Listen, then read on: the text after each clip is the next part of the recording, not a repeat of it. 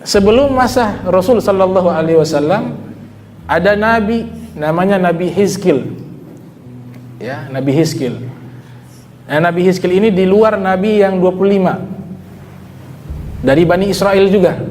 Hizkil. Ini diceritakan di dalam kitab Tafsir Ibn Katsir yang lahir tahun 700 Hijriah, meninggal tahun 774 Hijriah, juga diceritakan oleh Al-Imam As-Suyuti. Al-Imam Jalaluddin As-Suyuti yang lahir tahun 849 Hijriah, meninggal 911 Hijriah. Dalam kitabnya Syarhus Sudur, seorang nabi namanya Hizkil, di surat Al-Baqarah ayat 243. Situ Allah Ta'ala berfirman menceritakan tentang wabah penyakit. Penyakit taun ini penyakit yang sudah ada sejak lama, sudah ribuan tahun yang lalu. Alam tara ilal ladzina kharaju min diyarihim, tidaklah kalian melihat orang-orang yang keluar dari kampung halaman mereka, wa hum ulufun hadaral maut, mereka itu jumlahnya ribuan, hadaral maut, takut kepada kematian. Jadi di kampung mereka ini jumlahnya menurut Al-Imam Ibn Katsir ada 40.000, sebagian ulama mengatakan 70.000 orang. Ini terkena wabah taun. Banyak diantara yang mati. Maka muncul ketakutan. Bagaimana nih? Kalau kita tinggal di sini kita akan kena penyakit ini. Diputuskan mereka hijrah, pindah dari tempat tersebut. Ketika mereka pindah pergi di satu tempat yang dianggap aman, maka muncul sifat takabur. Artinya sudah, kita sudah lari dari virus taun, berarti kita sudah tidak mati lagi. Ya, kita bisa hidup panjang, kita tidak mati. Ini kan dia takutnya kepada virus, dia tidak menghadirkan Tuhan di situ. Allah dia tidak takut, tapi dia takutnya kepada virus. Padahal ini virus adalah makhluk. Padahal harusnya orang yang maksiat, orang yang tidak sholat harusnya lebih takut daripada sekedar virus corona. Karena adanya penyakit juga itu ciptaannya Allah. Allah yang mengatur, itu makhluk, dan pada akhirnya mati. Tanpa virus pun kita mati. Maka ketakutan yang diajarkan oleh Nabi SAW, makanya Nabi katakan la adwa. Nabi katakan la adwa dalam hadis Bukhari, artinya Nabi katakan penyakit yang menular itu tidak ada. Ini disalahpahami redaksi tekstualnya. Bukan maksudnya Nabi penyakit menular itu tidak ada, tapi Nabi ingin mendidik pemahaman keyakinan kita bahwa ini virus yang penyakit yang membuat menular, wabah ini hakikatnya mereka tidak punya kekuatan. Tapi yang membuat mereka punya kekuatan adalah Allah. Itu hanya sebab, tapi musababnya adalah Allah Ta'ala. Sama seperti api. Nabi Ibrahim ketika dilempar di dalam api, Allah ciptakan api sifatnya adalah membakar, panas. Tapi bisa dengan kekuatan Allah, Allah rubah. Bahkan kontradiksi, yang panas berubah jadi dingin. Ya nar kuni bardau wassalama ala Ibrahim, wahai api jadilah engkau dingin dan selamat. Ini kan kontradiksi sifat. Api kok bisa jadi dingin? Allah ingin menunjukkan itu api makhluk. Dia bisa membakar bukan karena kekuatannya dia, tapi karena kekuatannya Allah. Ini virus bisa membuat orang mati, bisa menular, tapi sesungguhnya kekuatan bukan dari situ, tapi kekuatannya dari Allah. Maka jangan takut kepada sebab, tapi takut kepada musabab, yaitu Allah Subhanahu wa Ta'ala. Maka Allah tunjukkan itu. Maka rasa takut ini dirubah kepada Allah Subhanahu wa Ta'ala, bukan kepada yang lainnya. Maka ini Nabi Hizkil, ketika orang-orang ini sudah hijrah, dapat kabar, Allah wahyukan kepada Nabi Hizkil alaihissalam, dan orang-orang yang sudah hijrah itu berkeyakinan, oh sudah, kita bisa hidup lama. Wah, virus kita sudah tinggalkan. Dia tidak hadirkan Allah dan tidak meyakini bahwa Allah Ta'ala yang memiliki kekuatan. Oleh sebab itu hadis Nabi la adwa, penyakit tidak menular, karena orang-orang pada waktu itu yang ada di Makkah dan sekitar Jazirah Arab berkeyakinan kalau ada penyakit menular itu dari penyakit, kekuatannya dari penyakit, dari virusnya, dari taunnya, bukan dari Allah. Jadi seakan-akan rasa takutnya dirubah kepada makhluk, bukan kepada Sang Pencipta. Ini terjadi, maka Allah utus 2 malaikat, disuruh turun. Dan kematian kemanapun kita pergi, kalau sudah ajal tiba, ya tetap akan disusul itu kematian. Itu Nabi Sulaiman, ada pemuda, singkat cerita, pemuda datang ketakutan lihat malaikat maut, datang ke Nabi Sulaiman. Wahai Nabi Sulaiman, itu ada malaikat maut di depan. Masuk malaikat maut, Nabi Sulaiman lihat juga takut. Oh, jangan-jangan hari ini saya punya ajal. Pemuda ini ketakutan. Dia bilang, jangan-jangan ini malaikat maut mau mencabut nyawa saya. Tolong, kalau begitu engkau kan punya kelebihan, mukjizat, bisa menundukkan angin. Bawa saya ke tempat yang jauh. Ini di Palestina. Nabi Sulaiman doa minta kepada Allah. Ini pemuda dibawa kemana? Ke Sin, ke Cina. Ketika pemuda itu dibawa ke Cina, itu malaikat hilang. Dicari sama Nabi Sulaiman, itu malaikat kemana? Tidak lama, beberapa waktu muncul ini malaikat. Kemudian Nabi Sulaiman bertanya, engkau dari mana? Kata malaikat maut, dari Cina. Kok bisa dari Cina? Itu pemuda yang tadi di sampingmu, ajalnya di Cina. Jadi dia coba lari dari kematian, suruh pindah ke Cina, padahal memang ketetapan takdir ajalnya itu di Cina. Akhirnya dia meninggal di Cina. Ini yang Allah nyatakan, qul innal mautal ladzi tafirruna minhu fa innahu mulaqikum tsumma turadduna ila alimil ghaib wasyahadah fayunabbiukum bima kuntum ta'malun. Katakanlah kematian yang kalian lari pasti dia menyusul kalian, kata Allah Subhanahu wa taala. Enggak bisa dihindari. Ya, maka yang kita takut adalah Allah.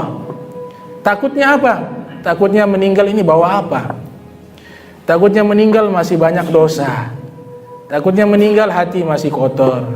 Takutnya meninggal ya masih ada hutang piutang dengan makhluk. Takut meninggal zolim sama orang. Ini yang lebih ditakuti daripada virus corona. Karena orang yang seperti ini Nabi katakan cerdas, orang pandai. Apa tuh orang pandai? Al-Qais, mandana nafsahu wa amila lima ba'dal maut. Orang yang pintar adalah orang yang mempersiapkan dirinya sebelum datangnya kematian. Tapi wal ahmaq, orang yang bodoh adalah orang yang banyak mengikuti manattaba'a nafsahu hawa'a wa tamanna 'ala Allahil aman. Orang yang selalu mengikuti daripada rayuan nafsunya melakukan dosa tapi merasa aman kepada Allah Subhanahu wa taala.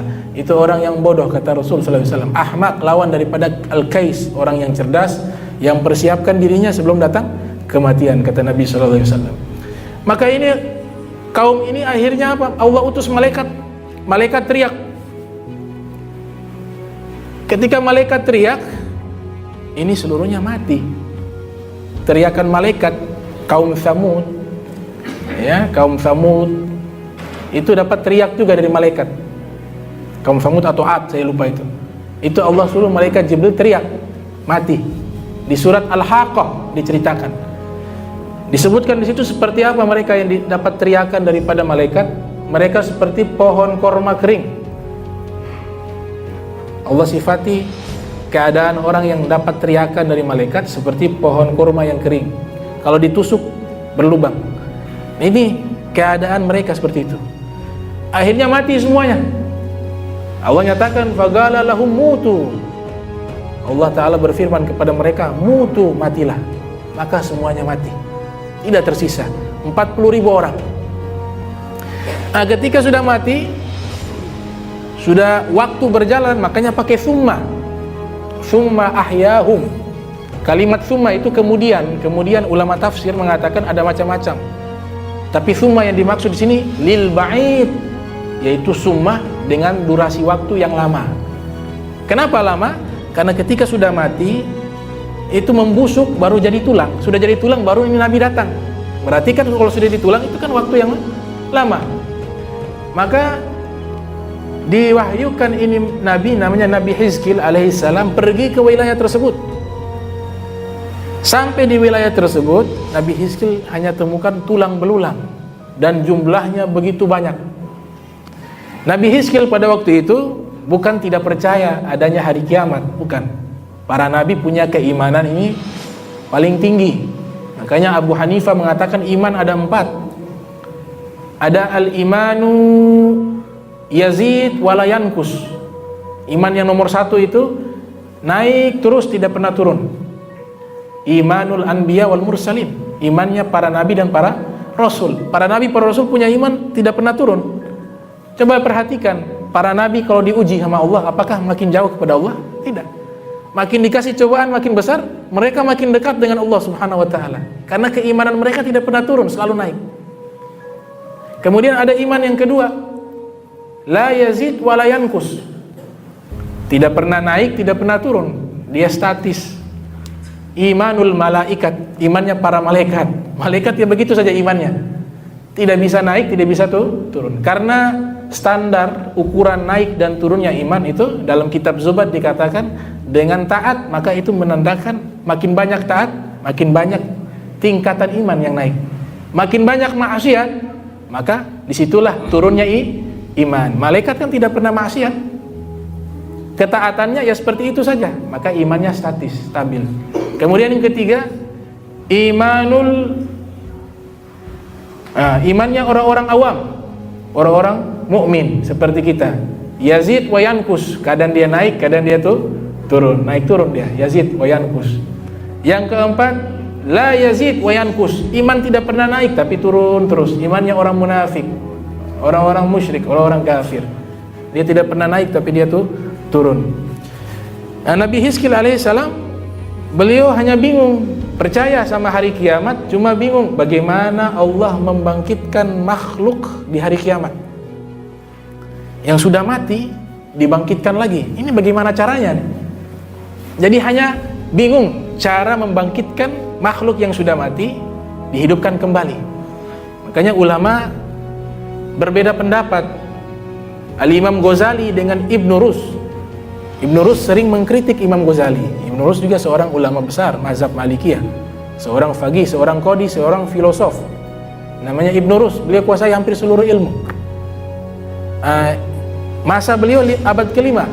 Imam Ghazali lahir 450, meninggal 505 Hijriah. Setelahnya tidak lama waktu Ibn Rus. Kitab-kitabnya Imam Ghazali banyak dikritik oleh Ibn Rusdi. Di antaranya masalah apa? Di antaranya masalah penciptaan. Menurut Imam Ghazali, Allah ketika menciptakan makhluk seluruhnya, setelah diciptakan itu makhluk, Allah yang mengatur mereka.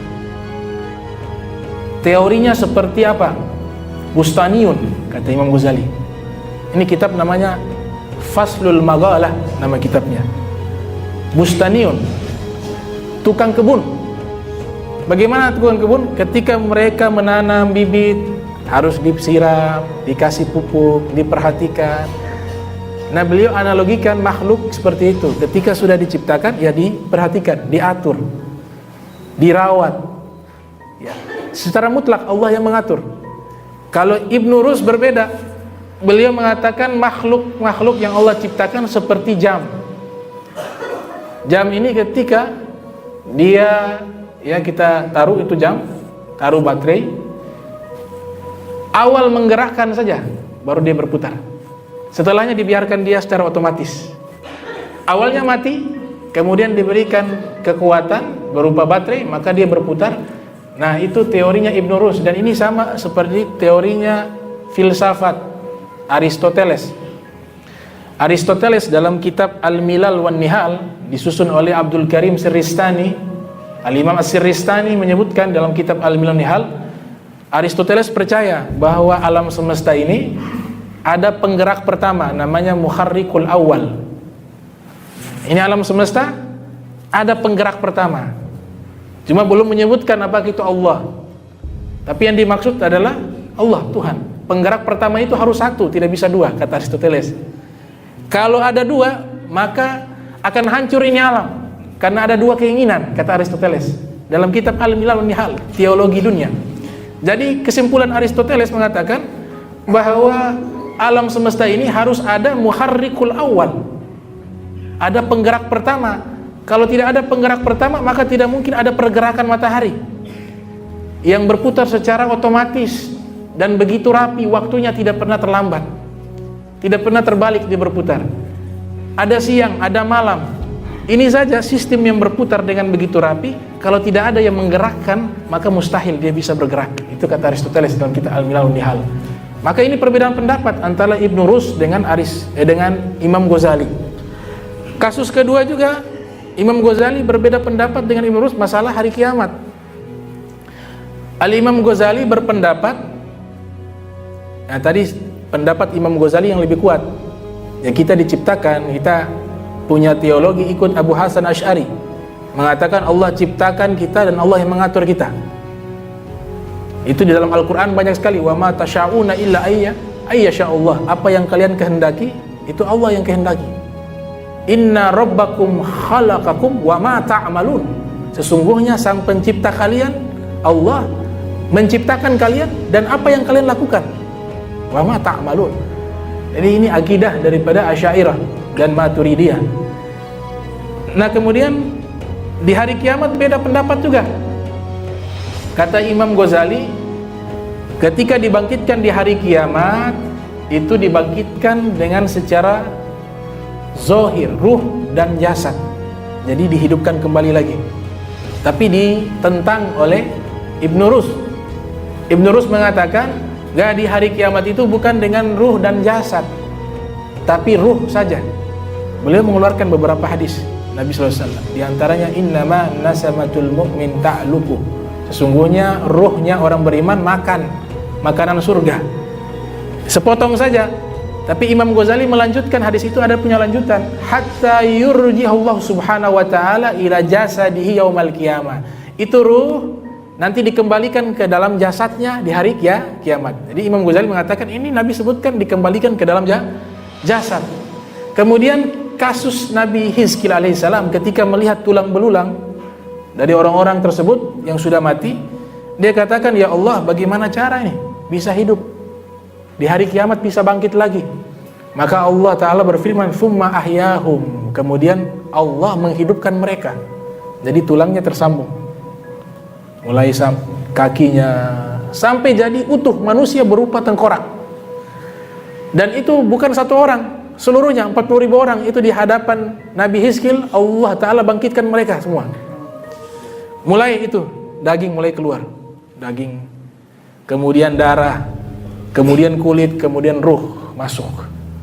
Maka di saat itu Nabi Hizkil pun bisa mengetahui bagaimana cara Allah Ta'ala menghidupkan makhluk yang sudah mati di hari kiamat, dikembalikan lagi seperti semula, seperti dia hidup. Maka Nabi katakan dalam hadis, kullu bani adam ta'kulul ard.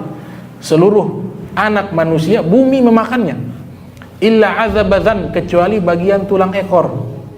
Tulang bokong ada ekor yang paling ujung. Nah itu tidak akan hancur, kata Nabi SAW. Dan ini juga sudah diriset oleh para ilmuwan. Mereka membuat satu eksperimen uji coba dan juga riset bahwa tulang yang ada di bokong manusia itu lebih kuat daripada baja, beberapa kali lipat disebutkan. Dan ini tidak akan hancur. Seluruhnya akan hancur, tapi satu tulang ini tidak hancur. Dan Nabi SAW 1000 tahun yang lalu sudah menyebutkan hal tersebut. Nabi mengatakan, illa azabadhan, seluruh tubuh Bani Adam akan hancur kecuali tulang ekor. Dari tulang ekor khulika. Kalimat khulika tadi, diciptakan kembali. Berarti kita ini diciptakan dalam bentuk yang berbeda. Karena dari kata khulika bukan ju'ila, dijadikan seperti yang, kalau ju'ila dijadikan sudah ada contoh, tapi khulika dijadikan yang baru lagi. Jadi hari kiamat, kata Imam Ghazali, ini juga disepakati oleh Ibnu Rusdi dalam kitab Faslul Maghalah, kita dibangkitkan kembali lagi, tapi dalam bentuk yang tidak sama persis ketika kita hidup di dunia. Tidak sama persis. Nah, dibangkitkan di dalam kitab Faidul Qadir min Ahadits Basyir Nadhir, itu menyebutkan, Imam Munawi mengatakan nanti dibangkitkan sesuai keadaan akhir aktivitas sebelum dia meninggal. Misalnya kita akhir sebelum meninggal lagi baca Al-Quran. Nah, kita meninggal dunia pas lagi baca Al-Quran. Di hari kiamat bangkitnya lagi baca Al-Quran. Orang yang meninggal dalam keadaan sujud dalam sholat, di hari kiamat dibangkitkan dalam keadaan sujud. Orang yang lagi sholat, lagi baca Al-Quran, lagi hadir majlis ilmu, meninggal, ya dibangkitkan dalam keadaan seperti itu. Sebaliknya, kalau meninggal dalam keadaan maksiat, ya dibangkitkan. Maka disebutkan dalam beberapa hadis dalam kitab Syarhus Sudur, ada yang bangkit pegang botol khamar. Itu malaikat sudah kenal, oh ini tukang minum.